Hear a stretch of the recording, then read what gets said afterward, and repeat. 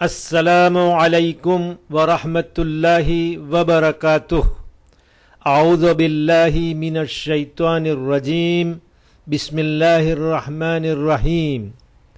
आज આપણે આ સવાલ જવાબના 23મા પ્રોગ્રામની અંદર દાખલ થઈ રહ્યા છીએ।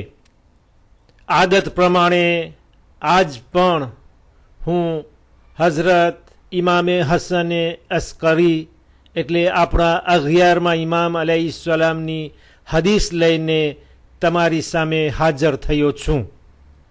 અબુ મુહમ્મદ એટલે હઝરત ઇમામે હસને અસ્કરી ઇમામે ઝમાના અલૈહિસ્સલામના વાલિદ એના બાપ આપણા 11મા ઇમામ અલૈહિસ્સલામ ફરમાવે છે કે જે માણસ બીજાઓની ભૂલને માફ કરતો નથી, બીજા તરફથી કાંઈ ભૂલ યા કાંઈ ગુનો થઈ ગયો હોય તો તે માટે પોતે દરગુજર કરતો નથી, છતાં કે પોતાના ગુનાઓની માફી એની ઉપર દરગુજર એનું સાફ થઈ જવું, એને મિટાવી દેવું, તેની ઉમેદ અને તેની આશા અલ્લાહથી રાખે છે।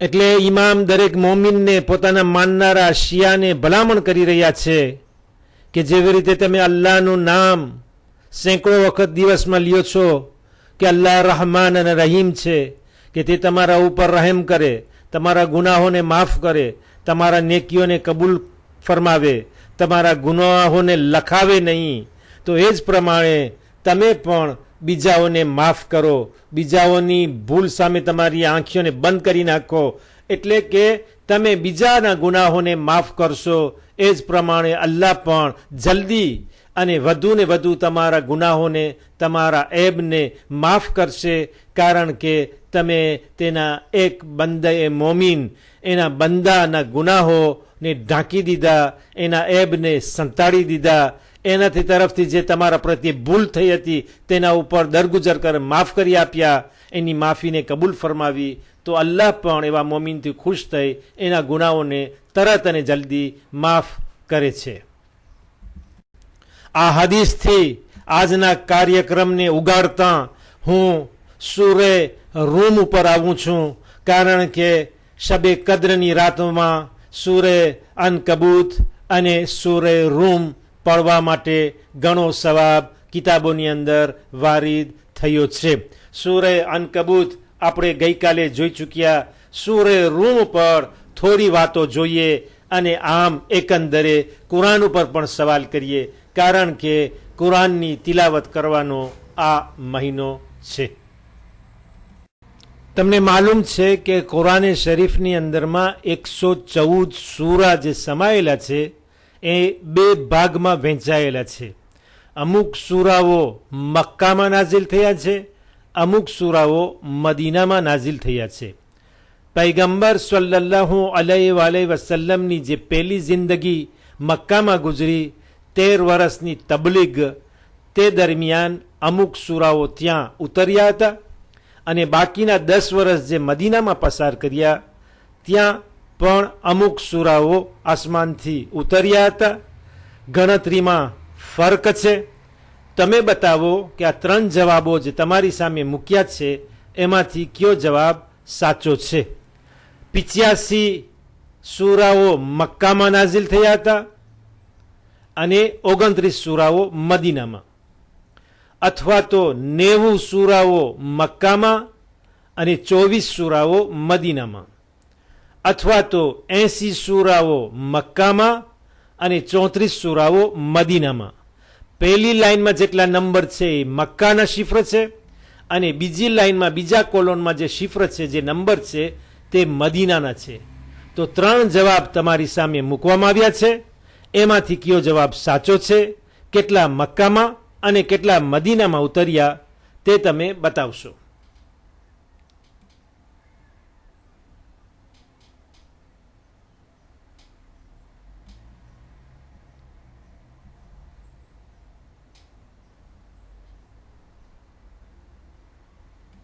મને ખાતરી છે કે દરેક પોતપોતાનો જવાબ આપ્યો હશે જો બધાએ એક જવાબ ઉપર એકમત થયા હોય તો તમને મુબારકબાદી કહેવામાં આવે છે, અને અગર અલગ અલગ જવાબ હોય તો સાચો જવાબ તમારી સામે છે.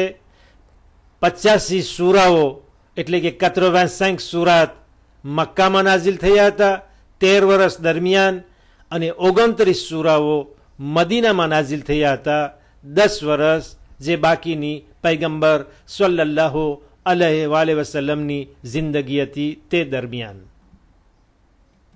હવે આપણે બીજા સવાલ ઉપર આવ્યા, અને સૂરે રૂમ પર તે સૌ પ્રથમનો સવાલ છે કે સૂરે અર રૂમ કુરાન શરીફનો 30મા નંબરનો સૂરો છે, તેની અંદર 60 આયતો સમાયેલી છે, અને તે સૂરો મક્કી છે, એટલે કે મક્કામાં નાઝિલ થયો છે. હવે સવાલ એ થઈ રહ્યો છે કે સૂરે અર રૂમ મક્કાની અંદર જે શરૂઆતમાં પહેલા સૂરા નાઝિલ થયા તેમાંથી છે કે એ તેમાંથી નથી. અગર એમાંથી નથી તો તમે એ કહો કે મક્કાની અંદર જે છેલ્લા સૂરા નાઝિલ થયા આખરી વખતમાં 85 સૂરાઓ નાઝિલ થયા, એમાંથી એ છેલ્લા સૂરાઓમાં છે જે સૂરે અર રૂમ. અથવા તો તમે એમ કહો કે શરૂઆતમાં જે 50 સૂરા નાઝિલ થયા એ 50 સૂરાઓમાંથી એક છે, યાને તો યા શરૂમાં નાઝિલ થયા છે, યા તો આખીરમાં નાઝિલ થયા છે, યા તો શરૂમાં જે 50 નાઝિલ થયા એમાંથી એક સૂરો સૂરે અર રૂમ છે. તે તમે વિચારીને જવાબ આપશો.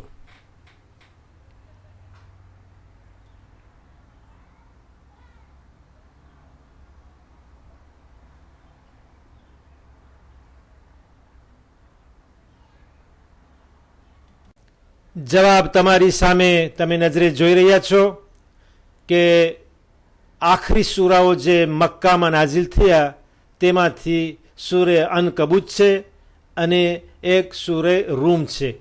85 સૂરાઓની અંદરમાંથી યા તો 83 નંબર અથવા તો 84 નંબરમાં સૂરે રૂમ આવે છે, એટલે 83e સૂરાત ou 84e સૂરાત જે આખરી સૂરાઓની અંદર સમાયેલો છે તે સૂરે રૂમ છે. હવે ત્રીજો સવાલ થઈ રહ્યો છે કે ખુદાવંદે કરીમ સૂરે અર રૂમની અંદર જ્યારે આયતની શરૂઆત કરે છે, કંઈ કલામ ફરમાવે છે, તો શરૂઆતમાં એમ કહે છે કે અલ્લાહની નિશાનીઓમાંથી, એટલે તેની પોતાની નિશાનીઓમાંથી આ એક પણ નિશાની છે. અલ્લાહની નિશાનીઓમાંથી આ એક પણ નિશાની છે, એટલે પારમી સે સિન્ય એમ કહીને પછી પોતે અલ્લાહ પોતાનો કલામ ફરમાવે છે. જે ઈરશાદ હોય છે તે કલામ આવે છે, પણ એની પહેલા શરૂઆતમાં ખુદા હર વખત એમ કહે છે કે પારમી સે સીન, એટલે પોતાની નિશાનીઓમાંથી આ એક નિશાની છે. એ 10 ફેરે આવે છે, 12 ફેરે આવે છે, આ 6 ફેરે આવે છે. એ આમ સુક્સેસિવ એક પછી એક એવી રીતે આયતના કલામ આવે છે, પણ એની ગણતરી તમને બતાવવાની છે.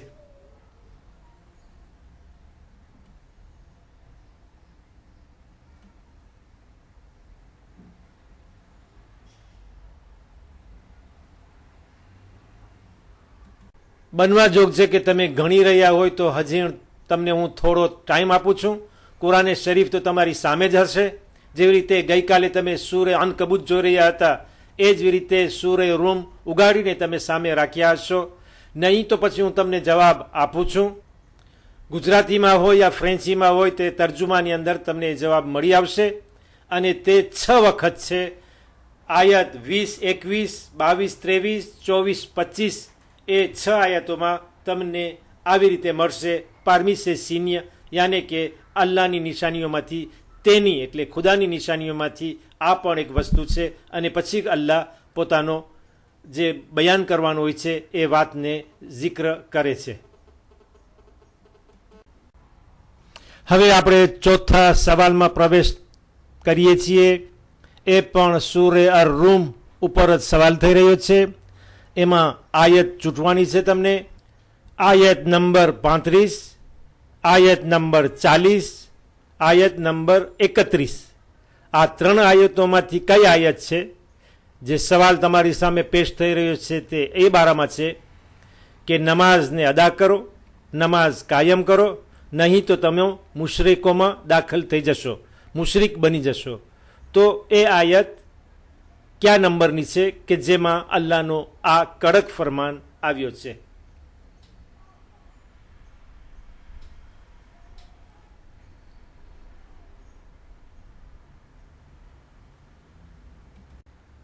તમે એ આયત ગોતી રહ્યા હશો, એટલે તમને હજી વધુ મોહલત આપું છું. તમને એનો જવાબ મળે ત્યાં સુધી હું સબ્ર કરું છું.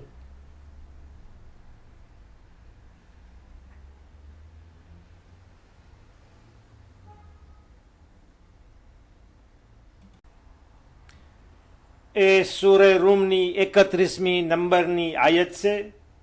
એ આયતનો બીજો ભાગ છે. એટલે આખીરમાં ખુદા ફરમાવે છે, બિસ્મિલ્લાહિર rahmanir rahim વ અકીમુસ સલાત વલા તકુનુ મિનલ મુશરિકીન. એટલે કે ખુદા કહી રહ્યો છે કે નમાઝને કાયમ કરો અને મુશરિકોમાંથી તમે ન બની જાઓ. આ પાંચમો સવાલ કુરાન ઉપર થઈ રહ્યો છે. સૂરે અલ હમ્દ, સૂરે અલ કદ્ર, સૂરે અન નસર, 3 સૂરાના નામ તમારી સામે મૂકવામાં આવ્યા છે. તમે બતાવો કે કયો સૂરો એ બાબતનો જિક્ર કરે છે કે મક્કા ઉપર હઝરત રસૂલ સલ્લલ્લાહુ અલૈહિ વસલ્લમની ફતેહ થશે, યાને કે મક્કા મુશરિકોના હાથમાંથી છૂટીને ઇસ્લામના દામનમાં આવી જશે. 3 સૂરાના નામ તમારી સામે મૂકવામાં આવ્યા છે. એમાંથી તમે એક ચૂંટીને એનો જવાબ આપશો.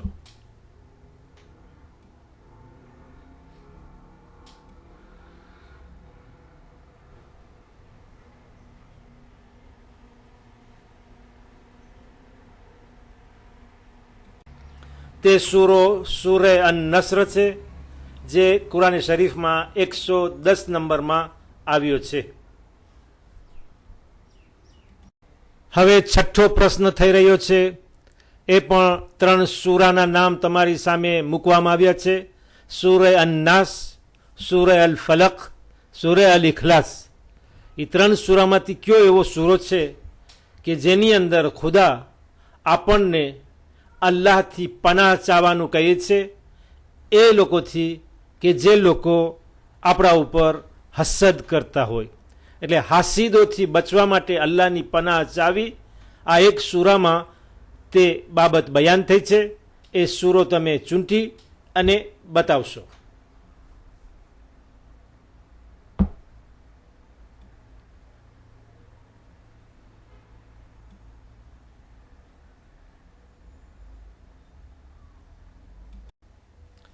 એ બીજો કોઈ સૂરો નથી પણ સૂરે અલ ફલક, જેનો જવાબ તમારી સામે છે અને જરૂર તમે જવાબ સહી રીતે આપી દીધો હશે એની પણ મને ખાતરી છે. 7મો સવાલ તમારી સામે થઈ રહ્યો છે. એમાં પણ 3 સૂરાઓ તમારી સામે મૂકવામાં આવ્યા છે, પણ સવાલ જુદો છે. તમે એ બતાવો કે આર્બ્ર જેનેઆલોજિક અલ્લાહની, એટલે કે અલ્લાહની વંશાવળી, એના મા બાપ કોણ છે, એના દાદા કોણ છે, એ વગેરે તમે એમાંથી બતાવો એ સૂરાઓ પરથી. અને એ વાત કયા સૂરામાં આવી છે 3 સૂરાઓ તમારી સામે પેશ કરવામાં આવે છે. અલ ઇખલાસ એટલે કુલ હુવલ્લાહનો સૂરો, અલ હમ્દ એટલે સૂરે ફાતિહા જે નમાઝની અંદર આપણે પઢીએ છીએ, અને સૂરે અલ ફથ એ કુરાનની અંદર પણ છે. આ 3 સૂરાઓમાંથી કયો સૂરો છે કે જે અલ્લાહની આર્બ્ર જેનેઆલોજિક બતાવે છે?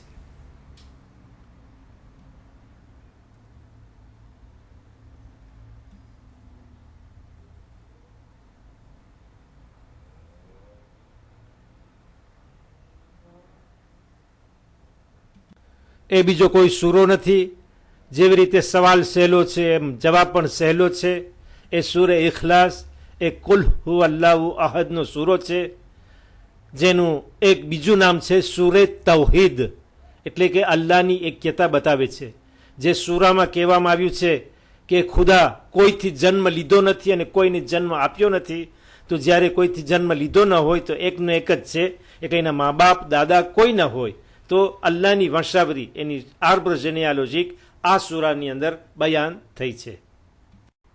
હવે 8મો સવાલ તમારી સામે રજૂ થયો છે. સવાલ એ થઈ રહ્યો છે કે કુરાનને ઘણા નામથી પોકારવામાં આવે છે. અમુક નામ તમારી સામે પેશ કરવામાં આવ્યા છે. હવે એમાં તમને જોવાનું છે કે કયો સાચો જવાબ છે. બની શકે છે કે કોઈ અધૂરો જવાબ હોય, એક જવાબ બીજા કરતાં વધારે પૂરો હોય, અથવા તો એક જવાબ એમાં ખોટો હોય. તો કયો જવાબ સાચો, પૂરો અને સહી છે તે તમે આ જોઈને બતાવશો. એક છે કુરાન, કિતાબ, ફુરકાન, ઝિક્ર અને નૂર. 5 નામ છે કુરાનના, અને એના સિવાય ઘણા છે. બીજો છે કુરાન, ઝબૂર, કિતાબ. ત્રીજું છે કુરાન, કલામ, ફુરકાન. હવે તમે એ જોઈ અને જવાબ આપશો.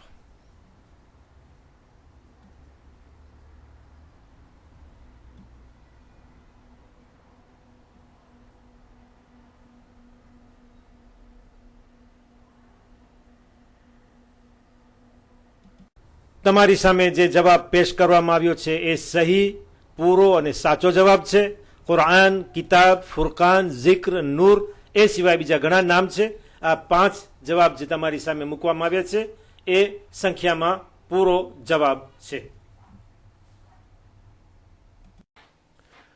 સૂરે રૂમની અંદર આપણે હવે 9મા સવાલની અંદર આવ્યા છે, અને સૂરે રૂમને ઉઠાવીએ અને કુરાન શરીફ ઉગાડીને આ આયત માટે તપાસીએ કે સૂરે અર રૂમ જે કુરાન શરીફનો 30મો સૂરો છે, એની અંદર અલ્લાહ શાદીનું કારણ બતાવે છે. શા માટે ઓરતને પેદા કરી, મર્દ માટે, અને શાદીનો હુકમ આપ્યો કે જેથી મર્દ ઓરત વચ્ચે નિકાહ થાય.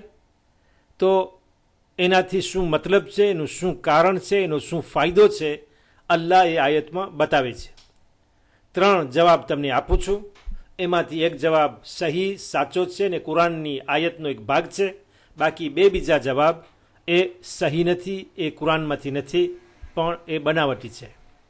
સૌ પ્રથમ એ કે એટલા માટે ઓરતને મર્દ માટે પેદા કરી છે કે જેથી બંને સાથે મળીને સુખ એટલે શાંતિ, અમાનની જિંદગી પસાર કરે. 3 કેલી તેની અંદર સુખ, ચૈન અને આરામ હોય. અથવા તો ઓરત એ મર્દની જિંદગીને પરતાશે કરે, એને વહેંચે, એને બાટે, કે જેથી મર્દ એકલો ન થઈ જાય, એની સાથે કોઈ ભાગીદાર હોય. અથવા તો ત્રીજો જવાબ છે એટલા માટે કે ઓરત હંમેશા મર્દની સાથી બને, જેથી એ બંને સાથે રસ્તો કાપે. તો આ 3 જવાબમાંથી કે જે તમારી સામે છે એમાંથી કયો સાચો જવાબ છે એ તમને બતાવવાનું છે, અને પછી હું તમને એનો જવાબ આપીશ.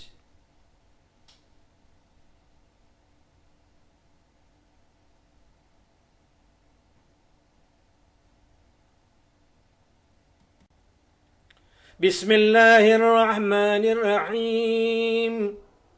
أن خلق لكم من أنفسكم أزواجا لتسكنوا إليها.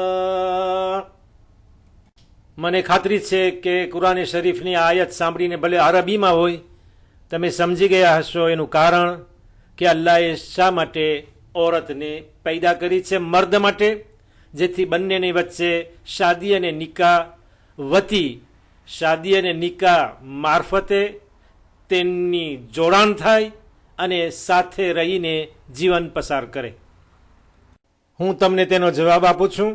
અલ્લાહ કહી રહ્યો છે સૂરે રૂમની 21મી આયત છે. 21મી આયતમાં ફરમાવે છે, જે હમણાં મેં તમારી સામે તિલાવત કરી, કે તમારામાંથી જ તમારી ઘરવાળીઓ, તમારી ઓરતોને પેદા કરવામાં આવી, જેથી તમે એની બાજુમાં રાહતની જિંદગી પસાર કરો, આરામ અને શાંતિમાં જિંદગી પસાર કરો, જે પિતામાં એનો જવાબ છે અને કુરાનની આયતનો એક ભાગ છે. આજના પ્રોગ્રામનો 10મો અને આખરી સવાલ છે. તે પણ સૂરે રૂમ ઉપર રાખવામાં આવે છે અને સવાલ એ થઈ રહ્યો છે કે અલ્લાહ એ સૂરાની અંદર એક જગ્યાએ વ્યાજના બારામાં ફરમાવે છે. એટલે જે પૈસામાં એન્તેરે લેવામાં આવે, જેને યુઝ્યુર કહેવામાં આવે છે, એના બારામાં એને લગતી એક આયત નાઝિલ થઈ છે જે સૂરે રૂમની અંદર દાખલ છે. તો હવે તમને એ ગોતવાનું છે કે એ સૂરે રૂમની કઈ જગ્યામાં આયત છે, કયા નંબરની આયત છે. 3 નંબર તમારી સામે મૂક્યા છે, એમાંથી જરૂર એક આયત છે, પણ એ કઈ છે એ તમને ગોતવાનું છે. તમને મળે યા ન મળે એ પછી હું તમને એનો જવાબ આપીશ. એક છે નંબર 39, એક છે નંબર 49 અને ત્રીજી આયત છે 37.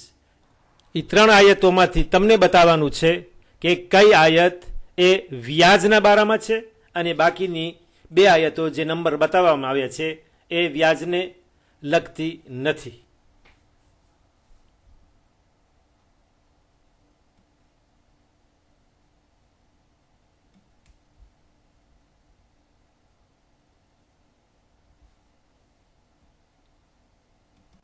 હું તમને એનો ઈલાજ બતાવું. અરબીમાં વ્યાજને એન્તરે યુઝ્યુરને રિબા કહેવામાં આવે છે. તો એ આયત ગોતો કે જેની અંદર રિબા શબ્દ આવ્યો હોય. તમે તલાશ કરો, હું પણ પાના ફેરવું છું અને તમારી સામે એ લઈને આવું એ પહેલાં તમે ગોતીને મને બતાવી આપશો.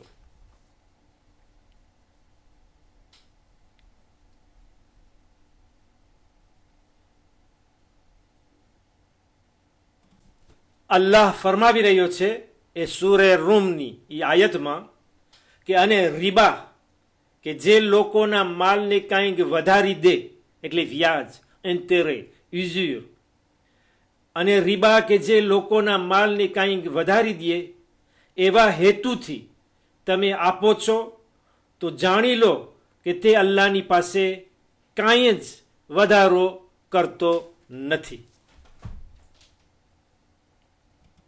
નંબર તમારી સામે મૂકવામાં આવે છે, તે સૂરે રૂમની 39મા નંબરની આયત છે. 3 રાતના શબે કદરના અમાલ પછી તમે ઘણા થાક્યા છો. તેનો ખ્યાલ સામે રાખી આજના પ્રોગ્રામને મેં જલ્દી પતાવ્યો છે. થાકેલા હોવા છતાં તમે અમને સાંભળ્યા તે બદલ તમારો આભાર. અગર અલ્લાહની મરજી હશે, તમારી દુઆ પણ સાથ આપતી હશે તો ઇન્શાઅલ્લાહ આપણે કાલે પાછા મળશું અને 24મો પ્રોગ્રામ ઇન્શાઅલ્લાહ તમારી સામે આ જ ટાઈમ અને જગ્યા ઉપર પેશ કરવામાં આવશે. ત્યાં સુધી હું તમારી પાસે રજા લઈ અને ખુદા હાફિઝ કહું છું. વાલેકુમ સલામ વરહમતુલ્લાહિ વબરકાતુહ. અલ્લાહ તમને તેની અમાનમાં રાખે અને બરકતો તથા રહેમત તમારી ઉપર નાઝિલ કરે.